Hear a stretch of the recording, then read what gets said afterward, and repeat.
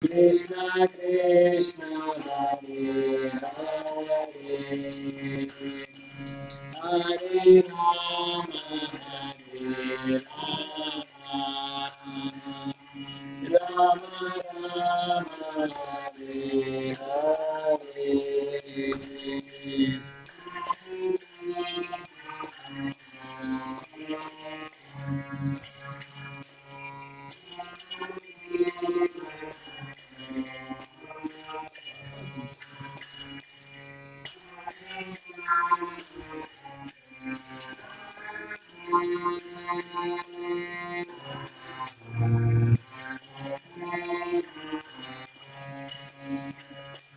Hare Krishna, Hare Krishna, Krishna Krishna, Hare Hare,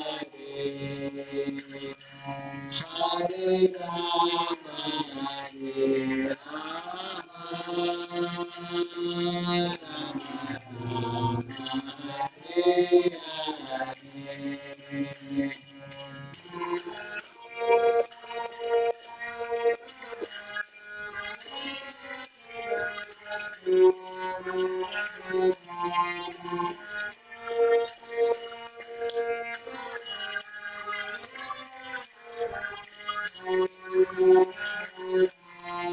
Hare Krishna, Hare Krishna, Krishna Krishna, Hare Hare, Hare Rama, Rama Rama, Hare Hare.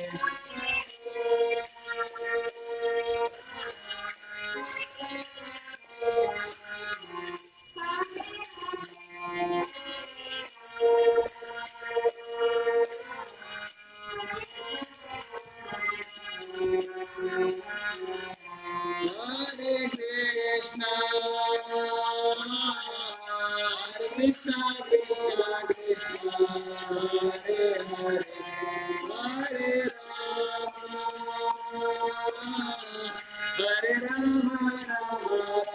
Rama, Hare Hare. Hare Krishna,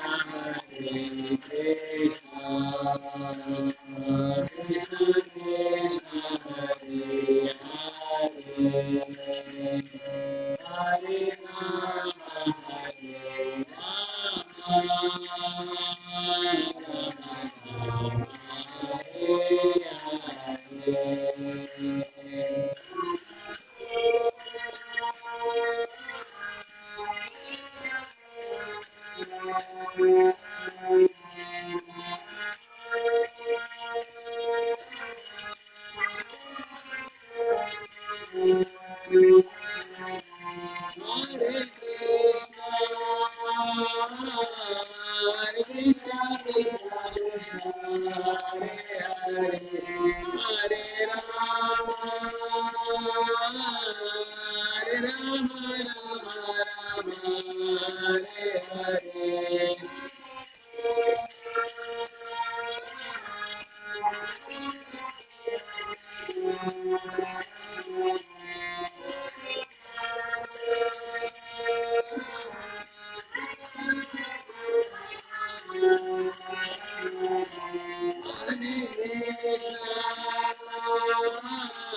Hare Krishna, Krishna Krishna, Hare Hare, Hare Rama,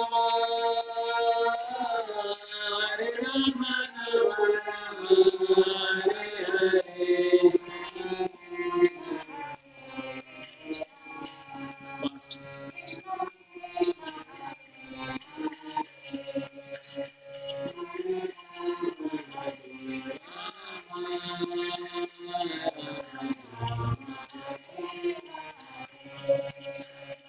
Hare Krishna, Hare Krishna.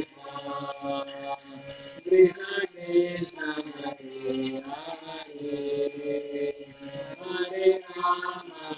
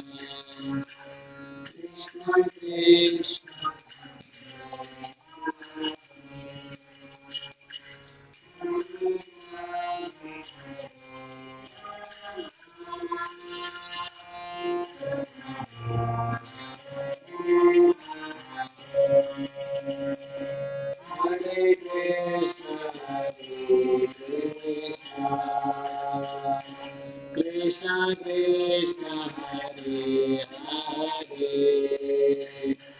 Hare Rama Rama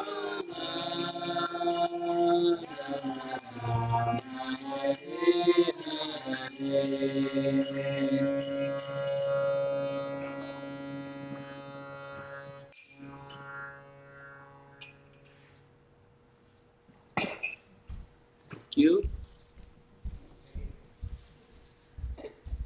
She knows how to play the fast beat. That's good. Thank you so much. I'm trying from so many. I'm trying from so many. It doesn't come. Yeah. My daughter, she learned in 2 days. Just 2 days. Been telling her she doesn't. Then I found a friend for her. I said, you teach her. Your responsibility. 2 days she learned. Fatafat.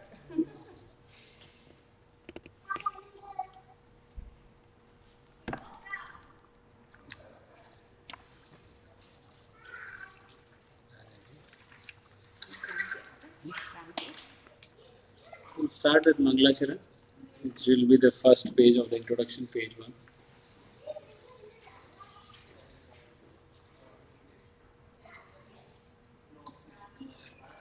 ॐ अज्ञानतिमिरन्दस्य ज्ञानाञ्जनशलाकया चक्षुरुन्मिलितं येन तस्मै श्रीगुरवे नमः। श्रीचैतन्यमनोभीष्टं स्थापितं येन भूतले स्वयं रूपा कदा मह्यं ददाति स्वपदान्तिकम्।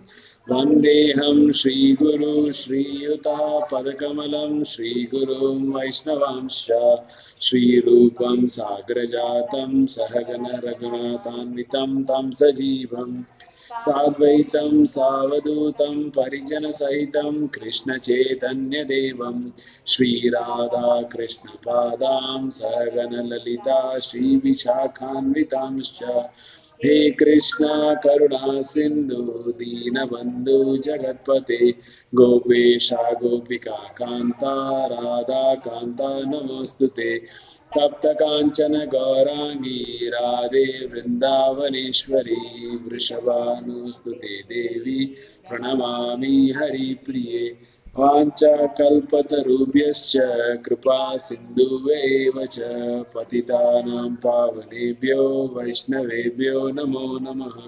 जय श्री कृष्ण चैतन्य प्रभु नित्यानंद श्री अद्वैत गदाधर शिवासादि गौरभक्तवृंद हरे Krishna Krishna Krishna Hare Hare Hare Ram Ram Ram Hare Hare. thank you all for coming. Um, just to start on a generic note, next week we will not have any class because we will have Rath Yatra. Yeah, next week around the same time, 3:30 to 5. So please invite all your friends and family. Um, there is a lot of significance of Jagannath Rath Yatra because the Lord Himself comes outside of the temple to give darshan to the devotees who are never coming to the temple. It is stated that whoever have the darshan of Jagannath during the Rath Yatra, they will surely to get another human life, another chance. So Lord is very merciful on that day. So please invite your friends and family, and we will not have any class. And also the coming Tuesday is Radhastami. So at the end of the class, Amritanand Prabhu will be late because today also another auspicious event happening, which is Snana Yatra. Before 1 week before Rath Yatra, this event happens, and Lord Jagannath, for his sweet pastime, he goes like pretends as if he's going for having a sickness We will because have Abhishekam at the temple today. Snana. So yeah. 6:30 to 7:30. Yeah. So, So he is busy because after the Snan Yatra, Jagannath is going to come to his house. So he will come, but so he is going to come and give some information, significance of these two important festivals. Okay, please come to the temple on Tuesday for sure. A very auspicious day. It's the appearance of Radha Raman. it is said that without Radha and his mercy, we cannot get Krishna's mercy. So it's very important to please Radharani. Okay. So quick recap of what we covered last week and in the last few weeks is that we are now in the very interesting section in the Bhagavad Gita, introduction to the Bhagavad Gita, where Prabhupada started with the difference between the material and the spiritual world. And he said that one of the or the goal of the human life is to attain one of the spiritual worlds. And he also said how to you can attain spiritual world. The process is to surrender to the Supreme. He also, in the last class, what we especially saw in the last class is how to leave this body so that we can attain the Supreme. And we covered two verses. That was the verse was on Anta Kalecha Mameva. Another was the Yam Yam Vapi. The one of the key things in the last, while quitting the body, what is the key to attain Supreme? Think, Smarana. Right, in the both the verses we saw remembering Krishna is the very important aspect. While the state of consciousness in which we leave the body, our body is already preparing for our next body, or we are already preparing for our next body. Our subtle body is already getting prepared for it. So we saw a few examples. We saw also the example of Bharat Maharaj, right? Bharat Maharaj, how he was being at the highest devotional stage, Bhava stage, but still his consciousness was more about thinking about the deer, and he obtained the body of the deer. We also saw it is like life is a preparation and death is an examination. It is not that, though we discussed that also, is Krishna is giving us a very simple formula just to remember him, but that's not going to happen without any preparations and practice. So we will continue the same discussion now. We are almost in the very end of the introduction. Maybe if possible we may finish, or if maybe we may take one more class to finish the introduction, and we'll be after that right now. After that right away we'll get into the chapter 1 of Bhagavad Gita. Maybe one review class just to set. Huh? Yeah, we can do Mangalacharan because we didn't cover Mangalacharan in the initial. We will cover, we read these Mangalacharan prayers. So there are some significance, and each prayer has a significance. So we'll cover that Mangalacharan maybe in the review. So that's what we covered last week. And then we also saw that the attaining spiritual kingdom is attaining the Sat Chit Ananda, but we can, but in contrary, our body is totally opposite. It is Nirananda, it is Achit and Asat. It's exactly opposite because material body is, our body is material. It has got, we, since as long as we are there, as the soul is there, the consciousness is there. But once the soul leaves the body, it is just all the material elements. So, so with that, we also continue, Prabhupada also continued that the materialist will always be remain entangled in this material world because he never thinks to go um, beyond the material world. So the materialist will be all entangled here. But we talked about three transcendentalists. Anyone recall what were the three transcendentalists that Prabhupada talked about? Jnani, Jnani, Yogi, and Bhakta. So Prabhupada also discussed that in the terms of Brahmavadi, Paramatmavadi, and devotee. So based on the who are the transcendentalists who wants to transcend these modes of the material nature and go beyond this material nature. So based on the realization, we how they realize, whether you realize an impersonal feature. For some people, for Buddhist philosophers, though they are also renounced from this world, but they don't have the conception or they don't believe that the Supreme is a person. They believe that he is just as like an effulgent, Brahmajyoti. So for those Jnanis or impersonalists, the destination is the Brahmajyoti, which is just the starting of the spiritual world. But Paramatmavadis or the yogis, depending on how they realize, because they are going to realize they are focused on the Paramatma, the localized aspect of the Supreme within the heart, based on how they realize, whether they realize an impersonal, because sometimes they realize, once they have the Paramatma realization, there are two kinds of conclusion they can take. They can conclude after realizing that there is a Paramatma, they think themselves to be God themselves. They think one among they think that they are one with the God. So that is the impersonal realization. But if they realize that Paramatma is separate and as a soul I am separate, that's a Bhakta realization. So their destination can be any of the spiritual planets. We saw many Vaikuntha planets are there, right? Starting from beyond the Brahmajyoti, it is all Vaikuntha planets.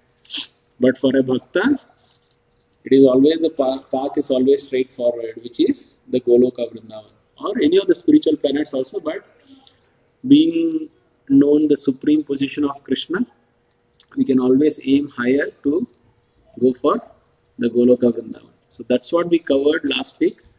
So we'll continue the same discussion where now Prabhupada is saying that you have to think, but how to think, how to practice that, we are going to discuss in today's class.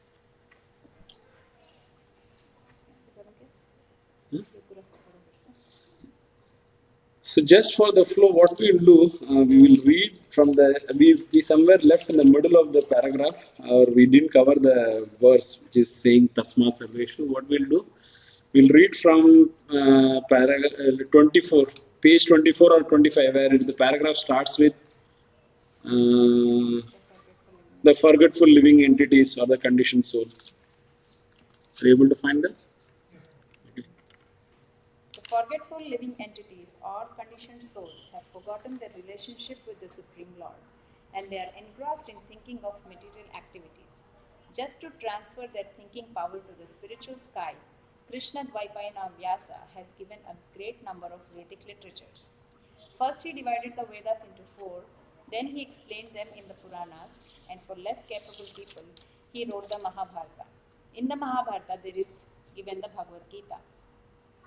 Then all Vedic literature is summarized in the Vedanta Sutra. And for future guidance, he gave a natural commentation on the Vedanta Sutra called Srimad Bhagavatam. We must engage our minds in reading these Vedic literatures. Just as materialists engage their minds in reading newspapers, magazines, and so many materialistic literatures, we must transfer our reading to these literatures which are given to us by Vyasadeva. And in that way, it will be possible for us to remember the Supreme Lord at the time of death. That is the only way suggested by the Lord, and He guarantees the result. There is no doubt. तस्मात् सर्वेषु देषु कालेषु मामनुस्मरन्युद्य च मयि अर्पितमनो बुद्धिर्मामेवैष स संश्रयः. Therefore, Arjuna, you should always think of me in the form of Krishna, and at the same time continue your prescribed duty of fighting. With your activities dedicated to me, and your mind and intelligence fixed on me, you will attain me without doubt. So, here Krishna is saying, this is from the 8th chapter of Bhagavad Gita, 8th chapter, 7th verse. Krishna is saying it, Tasmat Sarveshu Kaleshu means at all time try to remember me. Okay. And then again the word comes Anusmaran. We saw the Smaran word in the Anta Kalecha verse, we saw the Smaran verse in the Yam Vapi verse. Remember. Actually, these three are together. Yeah. Antakala is the 5th verse, where he says that you have to, if you quit your body remembering me, then you will attain me. And the 6th verse is, it's a general, he generalizes that principle, that Yam Yam Vapi, whatever state you are in, when you are leaving your body, that stage you will attain in your next life. And based on both these, what he is saying, therefore, that is the 7th verse. Therefore, at all times. So these three are like coming in a succession actually. Yeah, so therefore, think of me at all times when doing your work. Yeah. So, if you see the sequence, he is saying that this is the instruction where Krishna is giving to Arjuna on the battlefield. He is saying that Arjuna, there is a battle about to start between Kauravas and Pandavas. So if you look at the sequence, he is saying that Krishna is saying, first you remember me and then fight. Similarly, what it applicable to us is that whatever kind of the work we do, think of Krishna and do it. And now Prabhupada is also going to continue this in the next paragraph itself. There is no one in this world can live without doing any work. Everyone has to work. And that was the instruction to Arjuna also. Arjuna didn't want to fight because he don't want to kill his family members and get the kingdom. So this is very important instruction. But many people misunderstand or preach wrongly that having a spiritual life means that just don't do any work. Just forget about everything. And whoever does that, they are never going to have any success. We have seen many things in our own life where some people just abruptly leave their family and leave the work, and we have seen within our temple itself some, not the core not the devotees, realized or understood devotees, but someone who just started, they left the job and now he's nowhere actually. The family got separation from the family. So the key thing is that wherever you are, think about Krishna and do the work. And that is the key important message of this verse. The Anusmaran, you think about me and then you fight. For us, think about Krishna and then do your duties in your life. Before in that verse, before the paragraph, what we saw is that Prabhupada is talking about the division of Vedas and what is the significance of Bhagavad Gita and Bhagavatam. So, to remember Krishna, it is very difficult for any of us, even a practicing devotee or an aspiring devotee, to always think about Krishna 24 hours. Right? So that's where he is saying that at least start gradually by reading, rather than reading the magazines or watching the television. Start somewhere by reading these Vedic scripture books, either Bhagavad Gita or Bhagavatam. Then only you will be able to cultivate to get that end time remembrance to think about Krishna, or else it is never going to come. So that's the significance of this whole verse. And Prabhupada concludes with this sequence of the verse that we had discussed about. Now in the next paragraph, what we are going to read now, where Prabhupada is going to emphasize nobody can live in this world without doing any work. Everyone has to maintain their body. So for that, one has to really do the work. Okay, let's continue. Therefore, he does not advise Arjuna simply to remember him and give up his occupation. No, the Lord never suggests anything impractical. In this material world, in order to maintain the body, one has to work. Human society is divided according to work into four divisions of social order: Brahman, Kshatriya, Vaishya, and Shudra. The Brahman class or the intelligent class is working in one way. The Kshatriya or administrative class is working in another way. And the mercantile class and the laborers are all tending to their specific duties. In human society, whether one is a laborer, merchant, administrator, or farmer, or even if one belongs to the highest class and is a literary man, a scientist, a theologian, he has to work in order to maintain his existence. So here Prabhupada is again clearly saying that everyone in this world have to work. There is no question that nobody can live in this world without working. But he also talks about the division of the society based on the type of the work we do, okay? Which is very similar to what we see in any organization. In an organization or a government or in companies, your role or position is based on the type of the work you do. There is a role for a CEO. Not everyone is a CEO. Or at a strategic level, at a VP or thing like that. Then we come a middle level management. Then rest of the working class, right? So same is the division of the society, because everyone has to work. So, but the work has to be divided, or basically, the classification of the society is based on the kind of the work you do. So here, what it is usually misinterpreted is what we known as in India as caste system. There we will see this is from the verse 4th chapter 13th verse. Where we'll see this verse. But Krishna is specifically saying that he is dividing the society based on guna karma, based on your quality and work. But what it is usually interpreted or in the society is based on the janma. Based on the janma, they think, okay, Brahmana's son is always a Brahmana. A Shudra's son is always a Shudra. But here we see we see in the paragraph that Brahmana is the one who is what? Intellectual class. In fact, in the Vedic society, the Brahmanas are never supposed to take any money. They have to live only based on whoever gives charity to them. Irrespective of that, they have to impart knowledge. They used to be the foremost in the society to give this Vedic knowledge.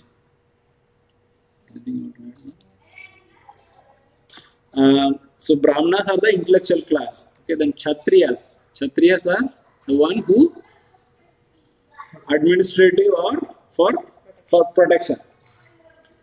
And then the Vaishyas, which is the business class. We will see all these definitions. Krishna, whatever here Prabhupada is going to quote, is either Krishna has already quoted in Bhagavad Gita or it is from the other scriptures. So we will see all these four.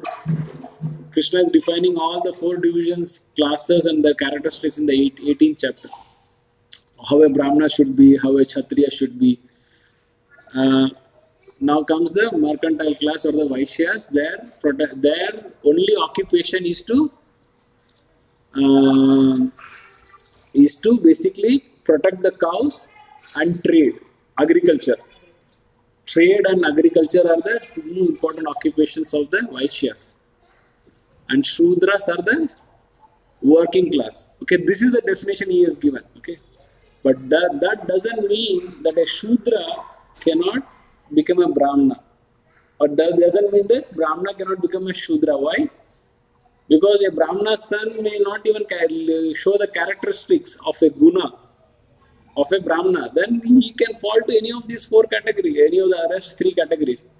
Similarly, a son of a Shudra can show a highly devotional standard, and he can elevate to a Brahmana standard. Just like in the example that we saw of the organization, all CEOs' children do not become CEOs automatically, right? Or vice versa, son of an ordinary man can become a CEO. It's the same way Krishna meant this caste system to work. But it has been so grossly misinterpreted in India. And Now, as Kalyuga is progressing, everybody is using it to their advantage actually. Krishna never said that Shudras are low class or, of course, their intelligence is less than the other three classes because if they were more intelligent, they will fall in the other three classes, right?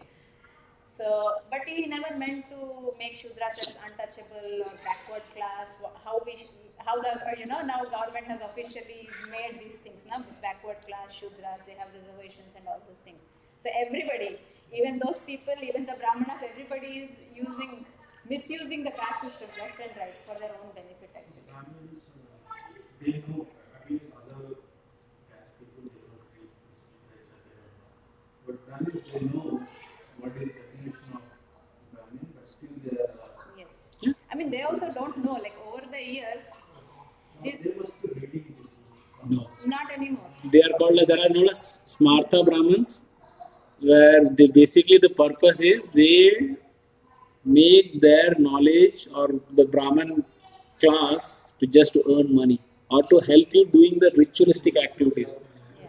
without even connecting who is supreme, why you are even doing that activity. Every activity we do, whether it's we do some kanyada, not we do some when we do some shraddh ceremony for our forefathers.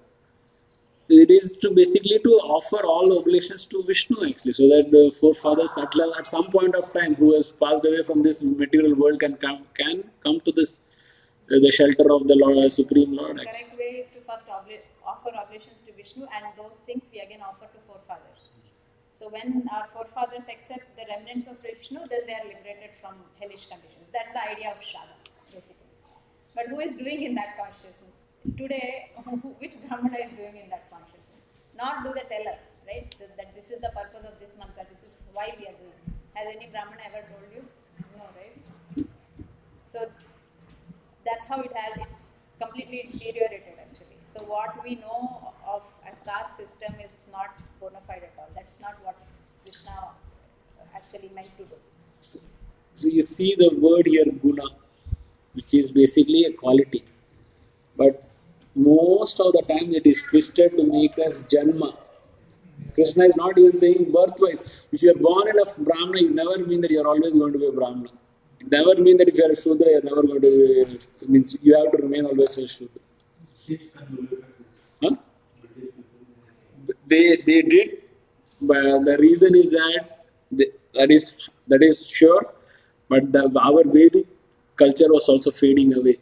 We stood many invasions, right? We stood the invasions of Mughals and Portuguese, but why we failed in for the British is that one main reason is that we lost the culture, or we lost the Vedic touch, or else we could have never been broken if we everyone had.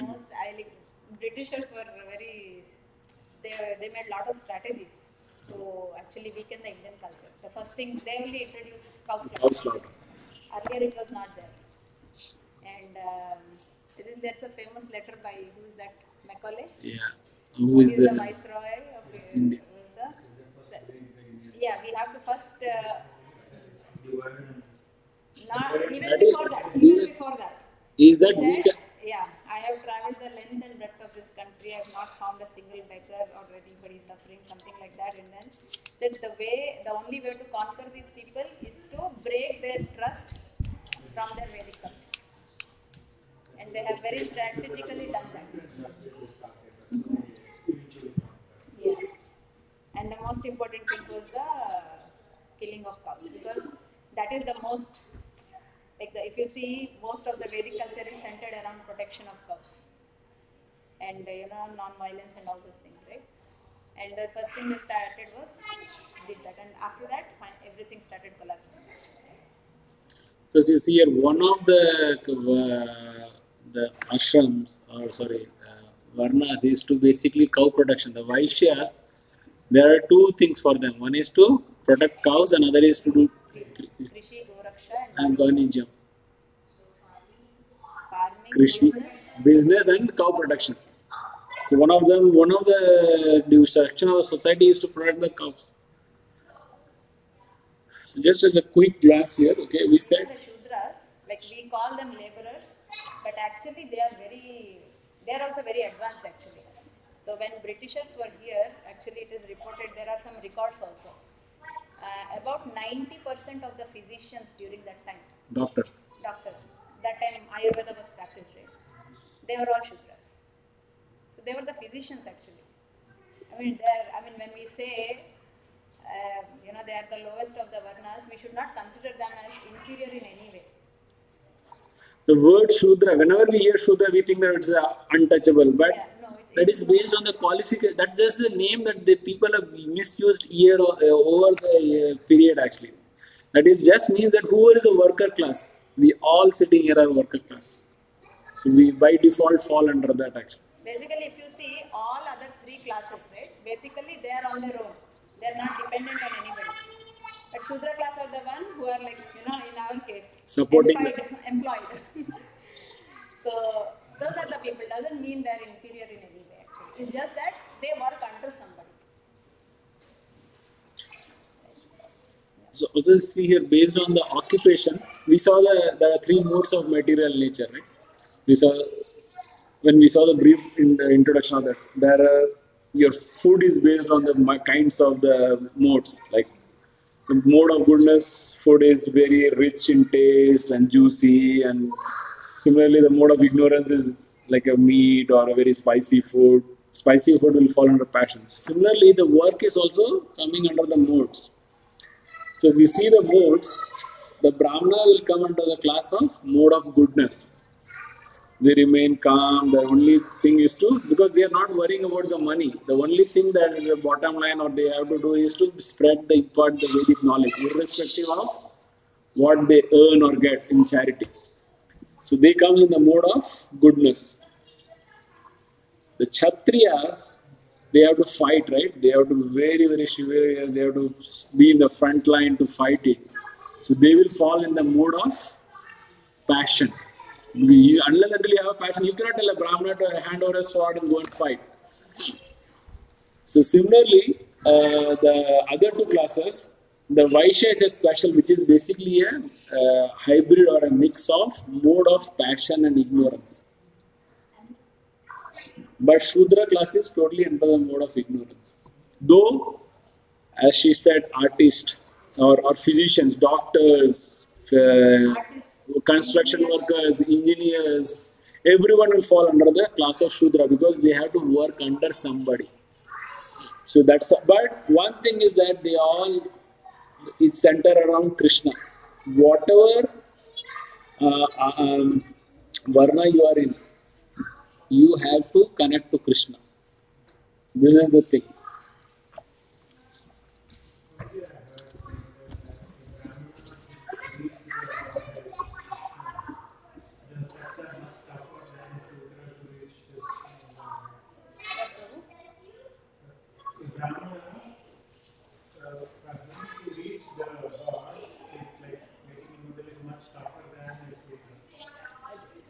So Brahmana is easier and Shudra is. Raman is tougher. Because we have to follow all the rules, all the regulations, whereas the Shudra, because this action and this thing is not Maybe we have not heard, but there is a very nice pastime about it. Once Narad Muni. It all depends on the faith. So if Krishna is in the center, actually this system, there is no meaning basically. If everybody is centered around Krishna, there is actually no difference. But when Krishna is not in picture, then at least this forms a gradual ladder towards Krishna. So the Varnashram system that was originally given, so if Shudra performs his duty very well, all his duties correctly, then next birth he gets as a Vaishya. And if in that life he performs all his duties as a Vaishya properly, then he becomes elevated to Kshatriya. And that's how he goes to the topmost, Stage Brahmana. Status Brahmana. But above Brahmana is Vaishnava actually. Vaishnavas are always ahead of everybody. So even within these four Varnas, if one becomes a Vaishnava, then we don't have to worry about becoming a Kshatriya or a Brahmana. That Prabhupada will tell. Actually, Vaishnavism is so nice. Krishna consciousness is so nice. Based on wherever you are in, you are not disqualified from taking up this process. So that is the good part actually. That's the hope for us. Krishna doesn't look at qualifications. You are interested, just come to me. Right? So he accepts everybody. Yeah. Rather, But Prabhu, if you have a reference, can you give us? Maybe we'll look it up. there is one pastime of In the temple itself, it was don't Oh, really? So, okay. maybe see no, no, just may, Yeah. maybe one interpretation is that since Brahmana is more the knowledge of or in the process of spreading the knowledge, he may read so many. We saw that the Vedas are very vast. He can pick up some branch and just go deviate and become a jnani, or he may himself make his process very difficult to reach Krishna. One conclusion, but so in that discussion, first they were saying that a Brahmana has to follow the Brahmana, there are strict rules to be followed, and if it is like a tough rules to Right. this process, and you have to do it. If you are not doing that, you are not going to reach. But then for Vaishya, there is no strict rules like what has to follow in the God and all that stuff. But if he is willing to take along, then it is much easier.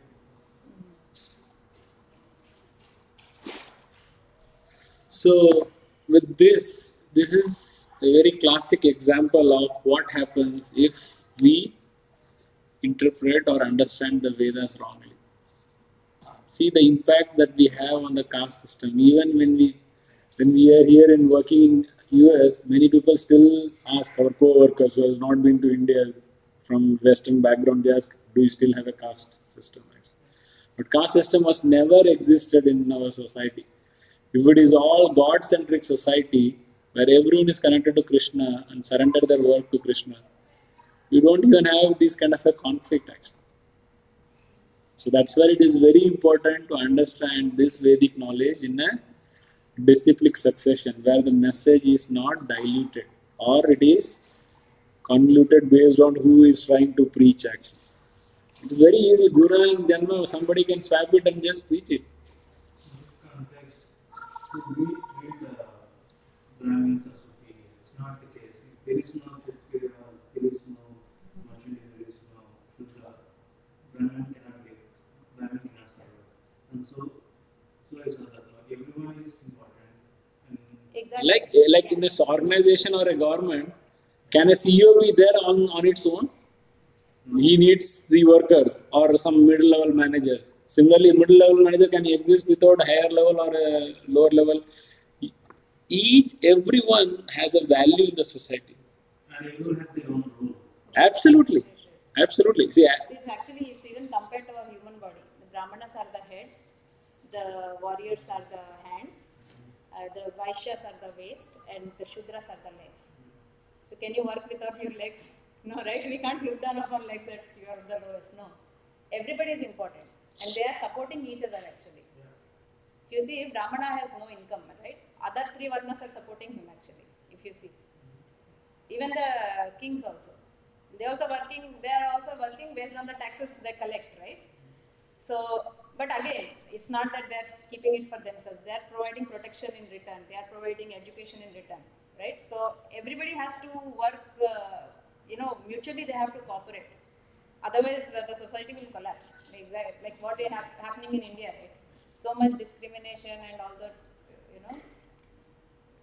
But normally when you go to like four-farm, if they are in business country, the kids also do a business country. Similarly, Brahmin families, if they are teaching in temple, their sons also follow. Now it is not like almost 50 years or something, everyone is doing the job and all that stuff.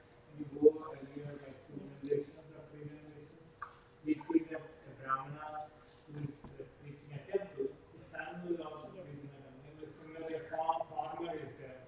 His father's father is also farmer, same thing. the probability is very high. Whatever you come from the lineage, you may continue the same.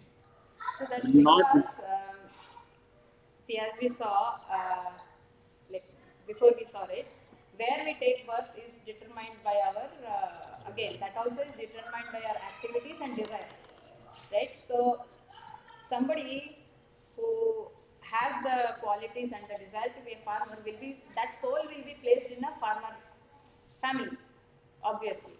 And this was all happening all these years because all these years, so if you see few generations back, they were still following the many of the samskaras.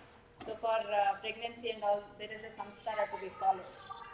So those things were being followed until a few decades ago also. So you, when you do that samskara, you invite a particular kind of soul into your womb, right?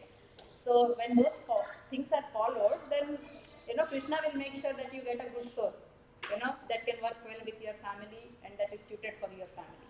So nowadays nobody is doing that. So it's all going haphazard. So usually most of the times it will be like that. True Brahmana, somebody who is a real Brahmana, the kind of soul he gets as his children will also be of similar propensities as father. What I mean to say is there is a close relation between a bird and also a guna. Right. Right. Whatever form it is. Yeah. So it is very difficult when you go 50 years before. It is very difficult that whatever the guna and the birth is also same. Right. It used to be same. It used to be same. Yeah. Yeah.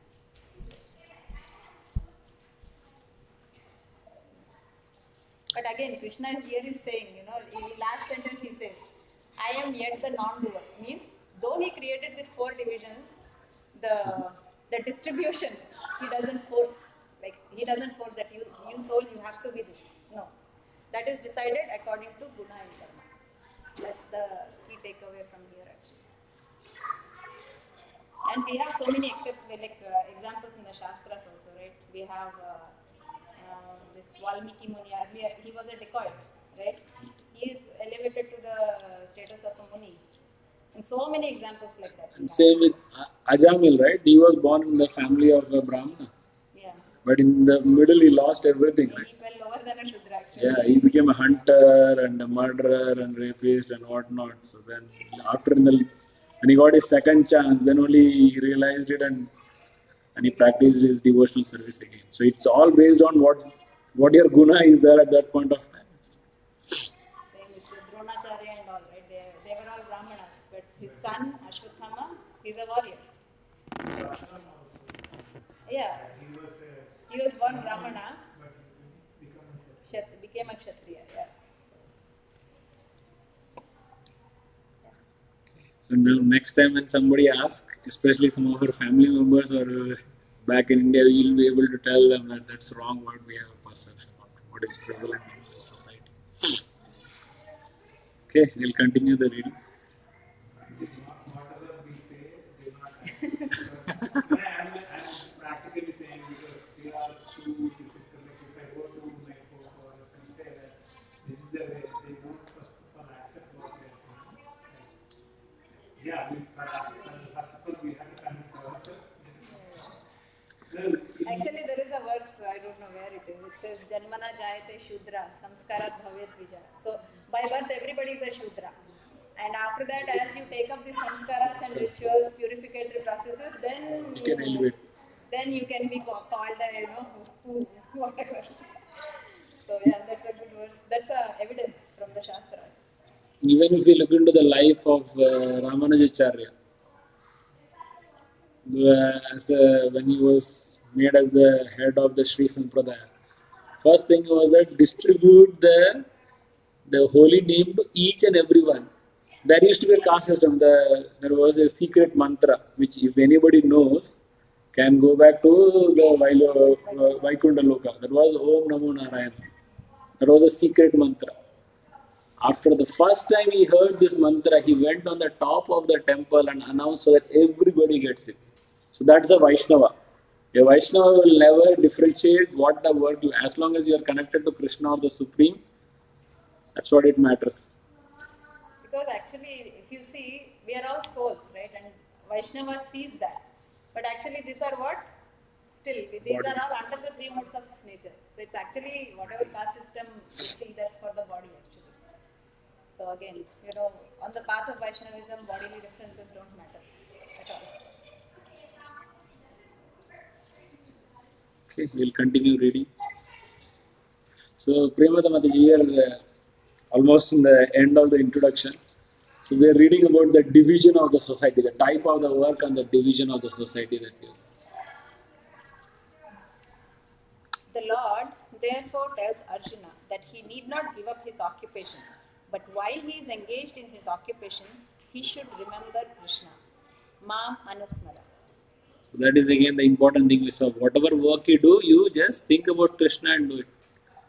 And surely you will have success. Apart from materially what you are going to gain, you are going to surely going to gain on material, spiritually. Think about Krishna. If somebody is a doctor or an engineer, just start your day saying Hare Krishna. Whether you are doing a surgery or doing a design. So here Anusmara. Smaran means remembrance. By Anusmara, Krishna says always keep on remembering me. Keep on remembering me. So, we in ISKCON we have a punchline, always remember Krishna, never forget him. This, many of you must have heard. That is the most highest principle here. That's the highest principle. In Vishnu Puran there is a verse which literally translates into that always remember Krishna, never forget him. And this principle is the king of all principles. Every other principle is subordinate to this actually. So if we see in most of the ISKCON temples or whatever devotees or Vaishnavas practice, everything they do, it will either help them remember Krishna or it will save them from forgetting Krishna. You see, whether we read, we chant, we hear, we do some seva at the temple, all these things are meant to always keep us in touch with Krishna. So that is very important actually. In our day-to-day life, these are things that we must do.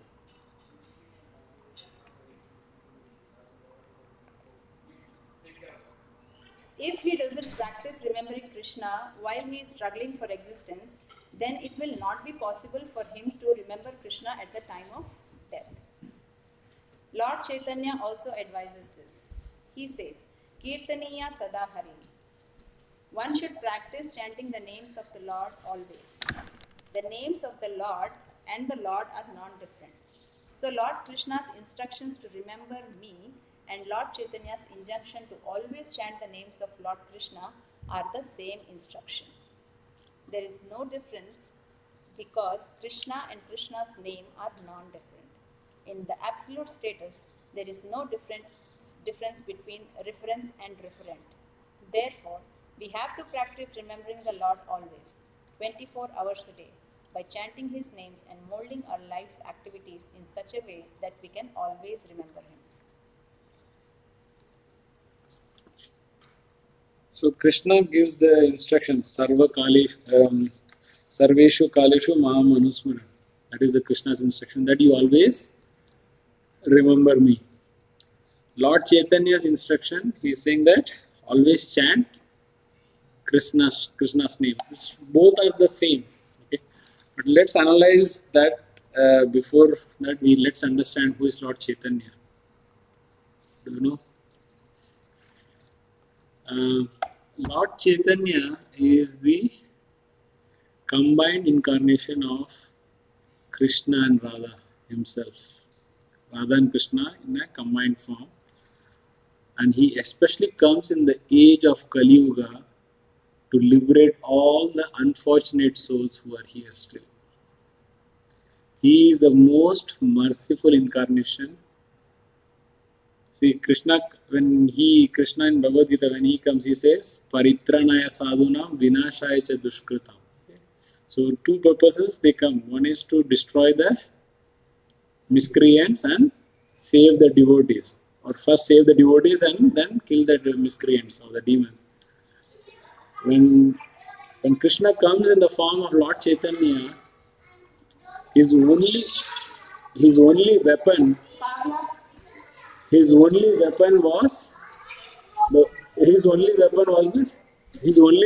the holy name. Whether it is for the demons, whether it is for the devotees. With that one weapon, he just was able to spread the Krishna consciousness movement and liberate the souls from here. Whether you are a demon, even we saw here in the paragraph that Krishna and Krishna's names are non-different. Why? because Krishna is absolute. He is 100% spiritual. So his name is same as himself actually. So whenever we utter the word Krishna, he is personally present among us. But we may then think, why if I chant the name, if I say water or something like that, why it is not the same? If I am thirsty, can I chant water, water and my thirst will be quenched? It's not, because water is material. But when spiritual, especially being the supreme, he is 100. We saw that Krishna, whether you take, if Krishna has 100 or whatever, if you take one from him, he's going to still remain 100. He's not going to become 99. If you add one to it, he is still going to remain 100. So because he is absolute, rest other things are relative.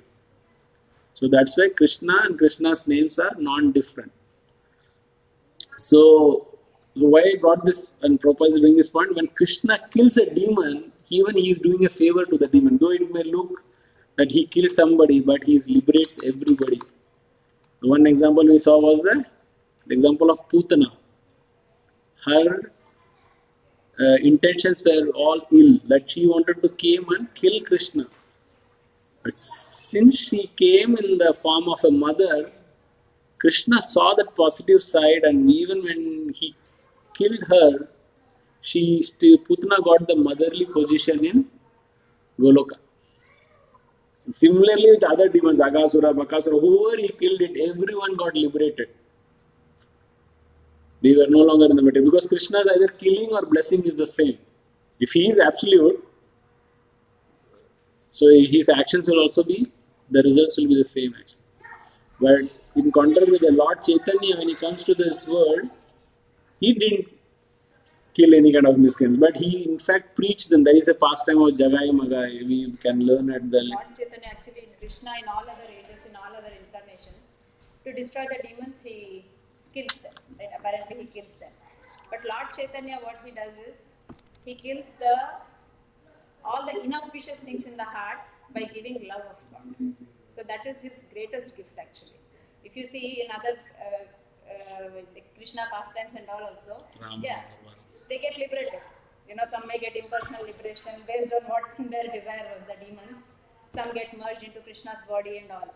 But if you see in Lord Chaitanya's time, he is actually teaching how to become a devotee of the Lord. I mean, that is the highest. If we already saw, right, among all the kinds of liberations, personal association of the Lord, which is attained by a devotee, is highest. And Lord Chaitanya is actually taking us there. He personally came as a devotee to teach by example how to become the topmost devotee of the Lord. I mean, that is the highest. To achieve love for God is actually, on our own, is actually very difficult. And Lord Chaitanya has made it very easy just by engaging everybody in chanting the holy names of Lord. Even when Lord Chaitanya was here in this world, there was a caste system that only this Maha Mantra, what we chant, was only chanted by the Brahmanas. But he made everybody suitably qualified to chant the Maha Mantra. No one can be restrained from chanting this holy name actually. So that's where we have a very significance of Lord Chaitanya in ISKCON. As we said, he is non-different from Radha and Krishna himself, and he is the most merciful incarnation. Here I have a translation, like in case of Putana, when she was there. So is Putana reminded the God, or like she was remembering the God? Like, as per Bhagavad Gita, so they said like whenever we die, at that time when we Right. God, Right. then Right. how all the other demons, right? Mm. So they go to God, at least when they die, at the time of death, they will not remember the God. And then Absolutely. That rule should also. It's the same question I also asked when I was attending the class. But that's not an example for the devotees. They were always, Kamsa was always thinking about Krishna, how to kill Krishna. Krishna only simply says, Ma Manu Smaran, or think about Smaran. but it is a negative, right? Yeah, it's not something which, yeah. It's not. Similarly, Putna, her only intention was, though she came in a motherly form, But her intention was always thinking about Krishna when I will go. Because before coming to Yashoda's house, she killed thousands of children because she didn't know where is Krishna, right? So her thought was always about Krishna, actually. So that rule also applies. Whatever is the last state or consciousness or think about Krishna, you are going to attain Krishna. And another thing is like Krishna's. Putana is daughter of Bali? Yeah. Okay, I didn't know that. So what happens is when she sees the Vamanavtara, I had read. Oh. So what happens is she is so attracted to the shape form of whoever that is that she wanted to be a mother. Oh. But she sees that Vamanavtara is his father's she likes to be the mother but not in a good way. So Okay. in the next form, she gets what she wants, and she also gets it. Oh, okay. It's information for. Yeah. Yes, yes. Yeah, in fact, if you see, I think even Agasura, Bakasura are Brothers. these, their sages caused by, yeah, they're the Jay Vijay were formed in the form of Ravan, Kumbhakaran, yeah, Hiranyakashipu, yeah. They all were devotees. In And fact, Prabhu, coming back to your question, these are all principles are there, but then again, Krishna's causeless mercy takes precedence. He saw that positive service. So last time we also discussed, right? Even if you render a small service to Krishna, he doesn't forget. It's always there. It's never destroyed. So, and Lord Chaitanya actually promises, if you have ever rendered any service, devotional service, at the time of death, I will make sure that you remember Krishna. That is his promise. So that principle is also there. So Krishna saw that positive thing in Putana, that she intended to feed me her milk, right? So he was moved by that, and because of that, he made her eligible to go back to Godhead. but not all the demons got killed, they are not didn't got that personal liberation. Only Putna is the exception. Rest all got impersonal liberation. That If you means see, like there are many other examples also where trees, animals, and all were liberated. In fact, in Lord Chaitanya's pastimes only, there were seven or five tal trees which he hugged and they got liberated. So trees have very less consciousness, right? So, but I mean, we don't know whether the tree's consciousness was fixed on Lord or not. But because of Lord Chaitanya's mercy, he liberated them. So that is also there. But again, we should not count on that and give up our duties. What we have to do, we have to do. No, just when we, Yeah. when we listen about a demon got liberated, then so a good person who is a devotee constantly get Krishna, he is also liberated, and Putana also Correct. liberated. So just confused, what is there anything other than that love or God, or is there another thing? That's the question. it's a costless mercy. Causeless mercy also, whatever attracts Krishna's causeless. There is a few ways that we can remember a person. The best one, of course, Krishna in this context is being a bhakta and being a devotee and following all his precepts. But whoever remembers him always by any relationship, right? By either enmity or love or affection or whatever it is, will be liberated. That's for Right. not the rest of the bhaktas, but whoever it is, right? That's kind of That is true. But again, we saw, right, in spiritual world also, there are many destinations. Impersonal Brahman is also there, which we should not aim for. But this liberation from the material world itself is a big thing. It is a big thing, but in fact, devotees think that hell is better than impersonal liberation actually, because in impersonal liberation there is nothing to do. Without Krishna's knowledge and without rendering any service to Krishna, Yeah, wherever you are as a devotee, whether you are in the spiritual world or you are in the material world or in the most hellish form of life, if you don't have Krishna, if you don't render any service to Krishna, you are already in hell. actually it is said this impersonal liberation is like spiritual suicide. The nature of the spirit we discussed, right? Our Sanatana Dharma is to serve the law. So we are choosing to go to a place where we are denying our own dharma. There is no service, there is nothing to do. Soul will not be happy. Whereas, being in this material world, however imperfect the situation may be, we can render devotional service. If you see so many sannyasis, they have health problems, they have so many other responsibilities, still they are blissful because they are 24 hours, they are engaged in Krishna consciousness. According to Krishna, good and bad side. Mm. If the bad person is very convenient, as long as he plays Krishna, it's a good reach. Yeah, the key is to always keep in touch with Krishna. It's very hard to do, but we have to try.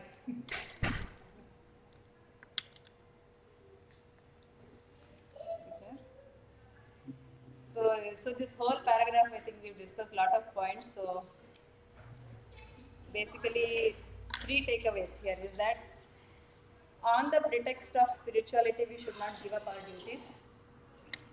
At the same time, using the excuse of material struggles, we should not delay taking up Krishna consciousness. And the easiest way actually to remember Krishna is to chant his holy names always. Actually, it has become so easy nowadays. We have so much media and other things we can hear all day long.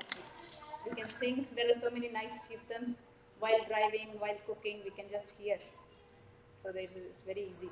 Is there any time that's specified in Puranas when you start talking about Krishna?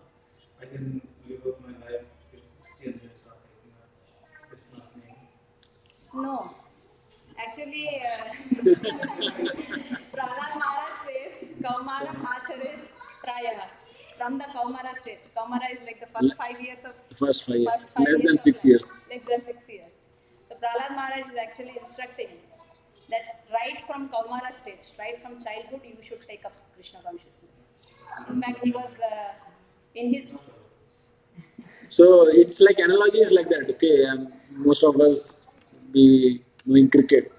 It's like you want to become learn cricket at the age of 20 or 25. Is that possible, or when it is easy to learn cricket when you are young or when you are? Huh? So that's similarly the devotee also. It's not that. See, when it's also depends when Lord wants to reveal Himself in your life. Okay, but whenever you get that first opportunity, grab it. Don't wait that okay at the age of 60, I'm going to think about. It's not sure if we'll live until 60, right? What if he realized until last year? Before he dies, that he realized I mean, that's fine. Right? Even one moment, Prabhupada says, even one moment is enough to surrender Surrender to. everything. But again, every person... I feel like at the old age, right, our constraints are also going to increase. Yes. So, like, let us suppose I want to go every day temple. This could be the example. If you are going 6 years, 70, you may not be able to walk, or you may not be able to constraints like my healthy body pressure. I may not be standing 16 rounds or something. Like, everything which you want, you cannot start at 60 or 70. At that time, it's too late. So, when you practice, In fact, Maharaj Kulashekar, right? He says that Maharaj Kulashekar, he says his prayers to Krishna is that I am now hale and healthy. If I have to die, let me die right now. It will be very difficult for me to remember about you when I am very old because at that time I will be struggling with kapha, pitta, vata and other things like that. I will not be able to remember you. Whenever I am right now in a state where I can remember you, let me die right away because he knows what you have to think about Krishna at the stage of dying or at that whatever you have to have your consciousness at the end. Okay. What's happening? Then go down.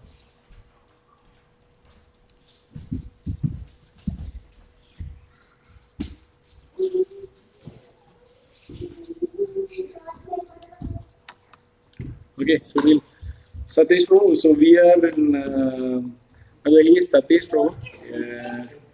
Prabhu serves so much in the temple. He is inspiring for many people. He is just Rising star. rising star in our temple. He came for past 2 years and he's just on an elevated path actually.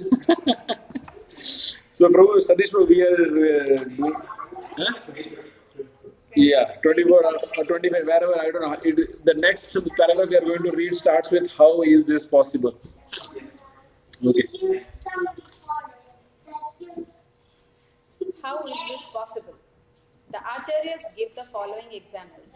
If a married woman is attached to another man, or if a man has attachment for a woman other than his wife, then the attachment is to be considered very strong. One with such an attachment is always thinking of the loved one. The wife who is thinking of her lover is always thinking of meeting him, even while she is carrying out her household chores. In fact, she carries out her household work even more carefully so her husband will not suspect her attachment. Similarly, we should always remember the Supreme Lover Sri Krishna and at the same time perform our material duties very nicely. A strong sense of love is required here. If we have a strong sense of love for the Supreme Lord, then we can discharge our duty and at the same time remember Him. But we have to develop that sense of love. So here the paragraph starts with how is this possible? What Prabhupada is referring.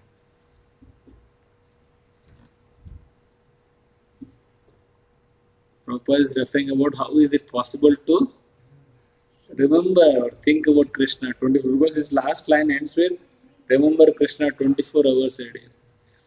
So he is giving an example of a woman thinking about her paramour lover beyond her husband. This is just as an example, thinking that how she thinks about the other man, or maybe or a woman thinking about a man, or man thinking about outside the relationship always. Similarly, as a devotee, we should be also thinking about Krishna. And Prabhupada is going to explain the process how to really. It's not possible that we can always remember Krishna 24 hours. He's going to define it, but this is just an example that is given. But this has got no endorsing that kind of an activity or. This should not be taken as approval for this. So this is an example just to show that, so the example here, the relation that is being mentioned, so that is going on in spite of many obstacles, like thinking of a man or a woman outside marriage. So the bond is so strong that even though it is an impossible relationship, we are always thinking about. So that's how much strong our relationship should be with Krishna. Our attachment or our attraction to Krishna should be that strong. Not to approve of this in any way. And a second point is, just because a woman has an attraction, she doesn't give up her duties. This is the same point that's being repeated again. Just because we want to connect with Krishna doesn't mean that on that pretext we stop doing everything what we were doing. So we'll continue reading.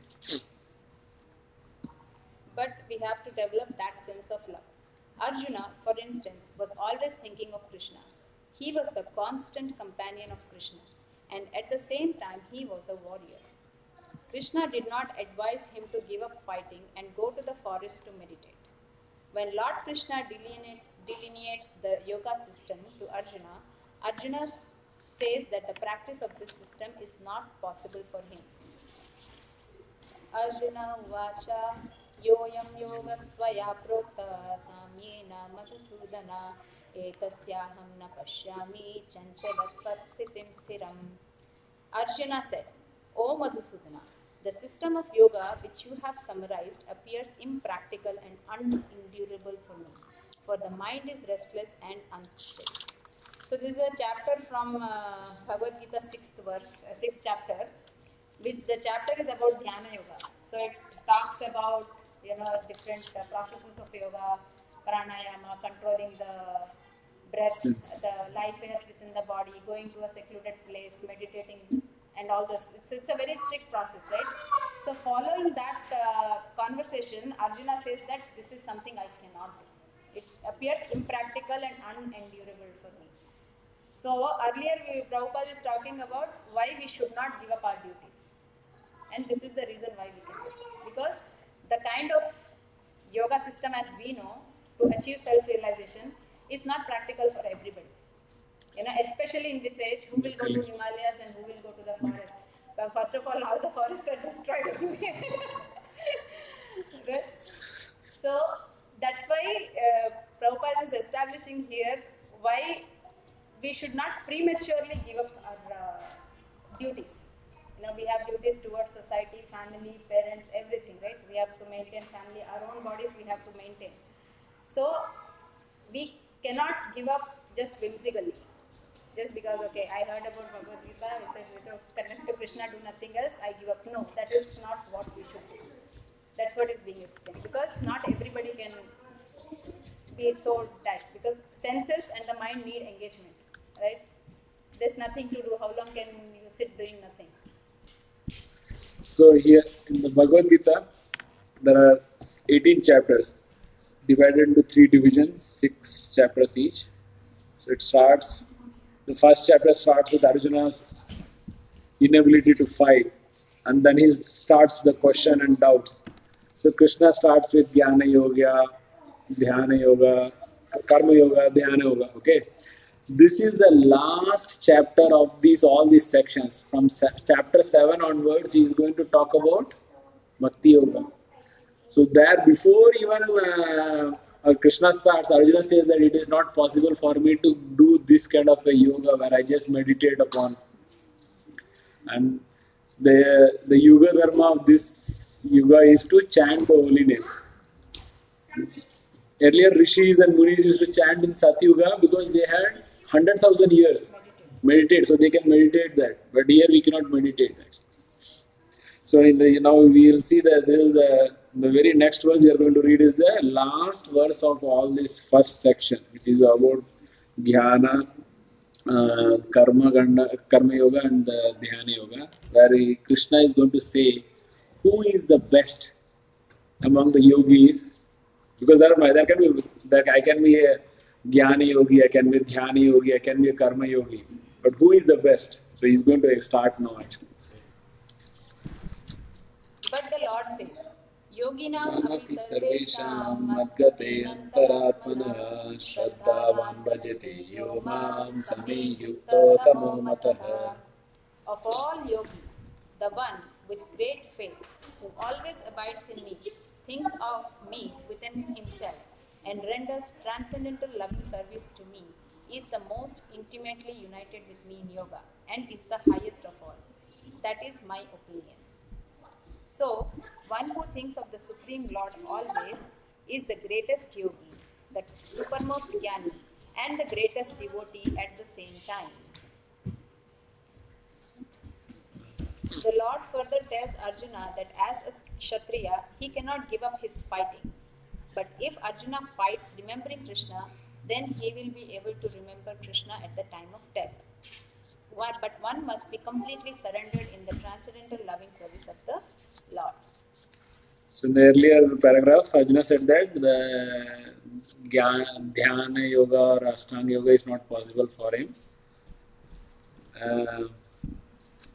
So now Krishna is saying who is the best yogi. He says that the one who always remembers and renders loving service. That is the key important thing. Again, it connects back to our eternal dharma. Our dharma is to serve. So that's where this is the best process where one can easily achieve Krishna.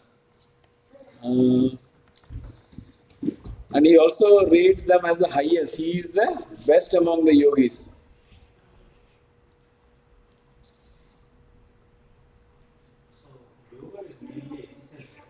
Okay. Let's go back to the root word yoga. What yoga means actually. Yoga starts from the root word yuj. Yuj is to connect. Connect with what? When you are doing exercise, when we drive around, we see hot yoga, hatha yoga, this yoga, that yoga. What you are connecting with? The root.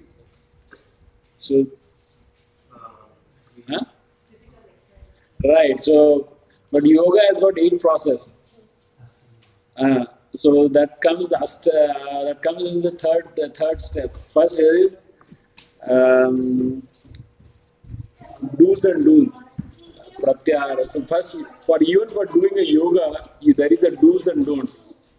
But most of the yoga starts with the third step, that is asana, pranayama, asana and pranayama.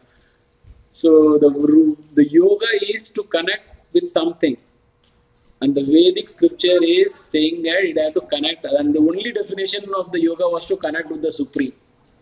Murli. Whether you do Jnana Yoga, whether you come to realize that Krishna is the supreme, whether by Dhyana Yoga, like we saw Paramatma Vadis, that when they meditate on the Paramatma, they realize the Paramatma within their God, come to know that Krishna is the supreme, or Bhakta, by doing the devotional service, come to know Krishna being the supreme, is to basically connect with Krishna.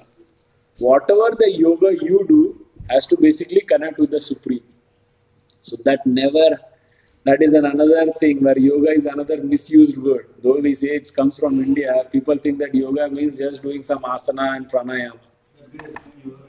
Yeah, but who is the best among the yogis? He is doing that. So he's saying that what is the best? And yeah, among all the yogis, one with great faith always abides in me, thinks of me himself, and renders transcendental loving service to me. He is the best. All these things, yeah, he may achieve Krishna maybe in million years or maybe in 1,000 lifetimes. But a bhakta can be readily attain Krishna in the very lifetime itself, actually, because that's a direct connection to Krishna, and that yoga is the direct connection. It is said that the bhakti yoga is like an expanded elevator method. See, if you want to climb stories, 10 stories, there are two options, right? You can climb by the stairs, or you can press a button, the door will open, get inside, you will be on the floor wherever desire you want. Bhakti yoga is that process.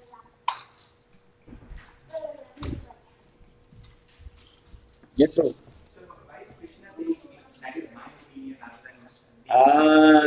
Very important point, very important point. Because he has given free will, he is not imposing that this is the what you need to do. He is saying that is my opinion. It's up to whether if you have faith, so also start with great faith. If you have faith in me, what I'm saying, you will believe it. But many people also read this and they conclude that okay, doing the Ashtanga Yoga or Dhyana Yoga is the highest process. Because Krishna comes with a class, it's my opinion. He doesn't want to impose anybody forcefully. See how much free will he has given to us. And he respects that. We have a free will. And he respects that. He never imposes on us.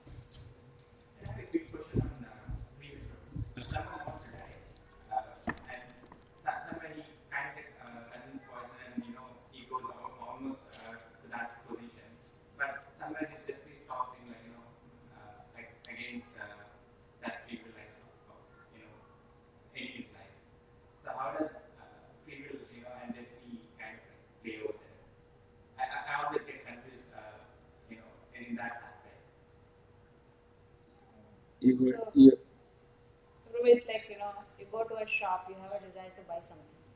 Say you saw a very beautiful gadget, you want to buy it. But how can you buy it actually? When can you buy it? Only if you have money, enough money, right? So, using our free will, you can desire anything. But whether that gets fulfilled or not depends on your karma. you can desire anything. But you may not desire. Deserve it. So A you, beggar may dream of living in a palace, right? That's his desire. Nobody is restricting his desire. It's not completely clear, you're kind of like restricted to the destiny. You want to do something else. Yeah. Destiny kind of like, Right. something. So free will only means that you have the free will to desire. Other things are not in our Getting hand. fulfilled is, Yes. and also if one thinks, we'll see in the coming chapters, you are not the only doer. There are 5 aspects or other factors involved in doing it. You are one among them. And what you are doing is only desire. Yeah. Rest of things is being done by modes of material nature. Supreme. There's Paramatma who is actually sanctioning it. Inside your heart, he is one, he is sanctioning. And then you should have enough credits, pious credit or whatever credit, to be able for even the material nature to carry it out. If you don't even desire it, it will not even be sanctioned.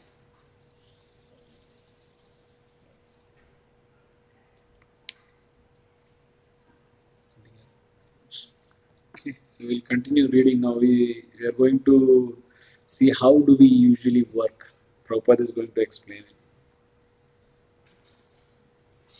We work not with our body, actually, but with our mind and intelligence. So, if the intelligence and the mind are always engaged in the thoughts of the Supreme Lord, then naturally the senses are also engaged in His service.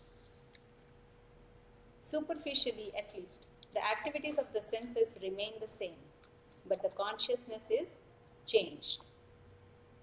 The Bhagavad Gita teaches one how to absorb the mind and intelligence in the thought of the Lord. Such absorption will enable one to transfer himself to the kingdom of the Lord. If the mind is engaged in Krishna's service, then the senses are automatically engaged in his service. This is the art, and this is also the secret of Bhagavad Gita, total absorption in the thought of Sri Krishna.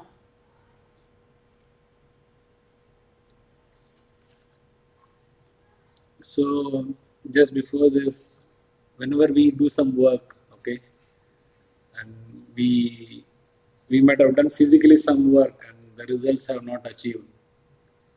What if somebody has to review that work? What they say? Did you didn't use your mind, or you work mindlessly? If you have not produced what you need to produce or the desired result. But usually we see the work as kind of the bodily effect, but it is also coming at a subtle level, which is derived by the mind actually. The mind is directing what you need to do actually.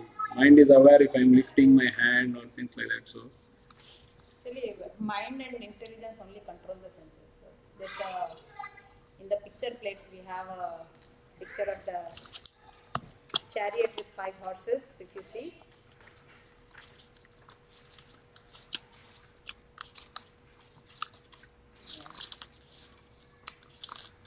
So if you see here, the description is on plate 9 in yeah, my book. I'll pull up on the screen also.